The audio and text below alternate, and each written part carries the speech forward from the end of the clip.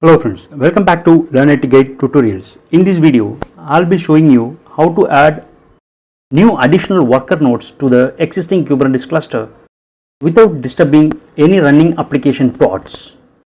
If you are a beginner and want to learn about Kubernetes from basics, you can check out our other videos in our YouTube channel. And this is also another video from our Kubernetes tutorial series. Related document of this video and other links are mentioned in the description below. Refer those links to understand this session much better from basics. If you still didn't subscribe to our channel, do subscribe now and click nearby bell icon to get the similar updates immediately.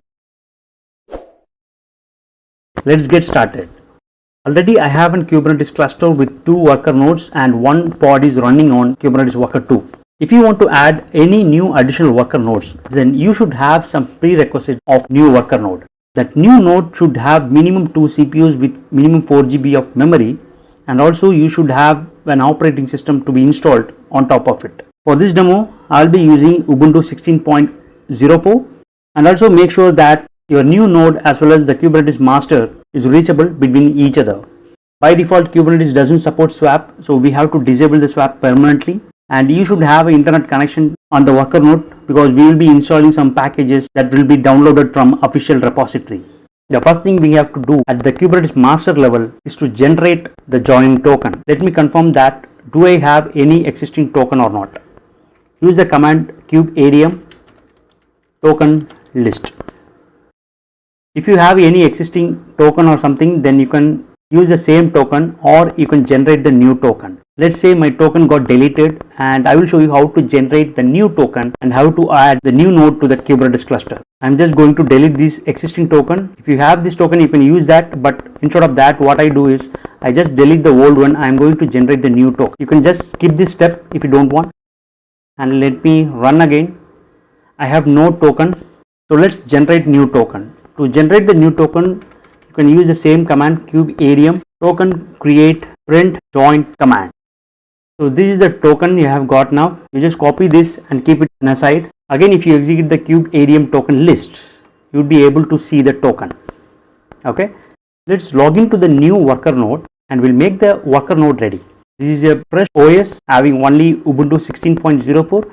Doesn't have any tool like Docker, Kubectl, even the swap is not disabled. So I'll be starting it from the scratch. Let's disable the swap first. And also disable it permanently in the first app.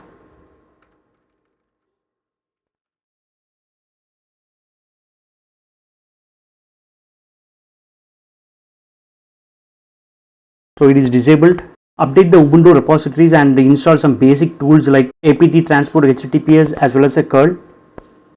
If you want all these step-by-step procedure as a document, then you can just visit our website learnitguide.net.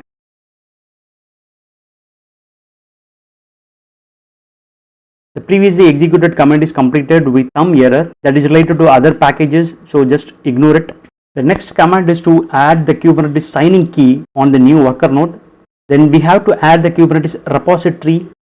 Now let's install all the record packages like Kubectl, Kubeadm, Kubectl and Docker. Once this is done, we have to enable the Docker service. So the package installation is completed and you can just ignore this package. This is not relevant to our Kubernetes packages. Let's enable the Docker service using systemctl command and make sure the Docker service is running. Let's go back to your Kubernetes master and copy the token you have created. Use sudo in front of that command.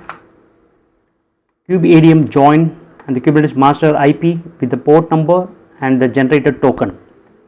Just hit enter.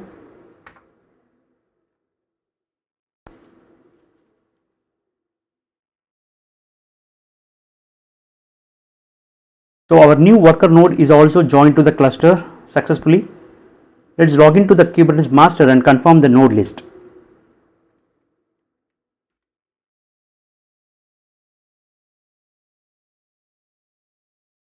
So our worker 3 is joined and it is in not ready state, and we have to wait for a couple of minutes until the status is turning into ready. That's it. Our new worker node is joined to our Kubernetes cluster without any issues. So this is how we have to add our new additional nodes if you want to the existing cluster without disturbing your application pods.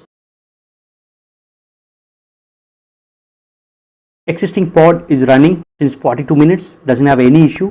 And also I will show you by deploying some application on this worker 3 to make sure that our Kubernetes worker 3 is not having any issue to run the application, and our Kubernetes master should be able to schedule the pods. For that, what I am going to do is I will use the node selector option in my deployment file so that my application will only be scheduled to worker 3. Let me label worker 3. Only then I can use the node selector. So kubectl label node, and what node? Kubernetes worker 3, and we have to give some key and value. Let me give the name like new node equal to worker 3. So label is added to the worker 3. Let me open that test app till the deployment is not applied. On this you have to use the option called node selector. So my pod will be scheduled only to that particular node, worker 3. That's it. Just save and exit from here. Let me apply this deployment file so that we can confirm our worker 3 is able to run any application pods. I got some issue. I just made a spelling mistake. Just open it again. It should be capital S. Just save and exit from here. Again apply the configuration. That is applied. List the pods. So the test app creating now on Kubernetes worker 3. That's it. The test app is created and running on Kubernetes worker 3 as we expected. So this is how we have to add our new worker node to the existing Kubernetes cluster. Hope you have got an idea. Thanks for watching this video. How did you feel? Is it helpful? Appreciate our efforts in the comment section below. Hit like button, share with your friends about us, subscribe our channel to get further updates. Stay connected with us on social networking sites. For more free tutorials, visit our website www.laneticguide.net.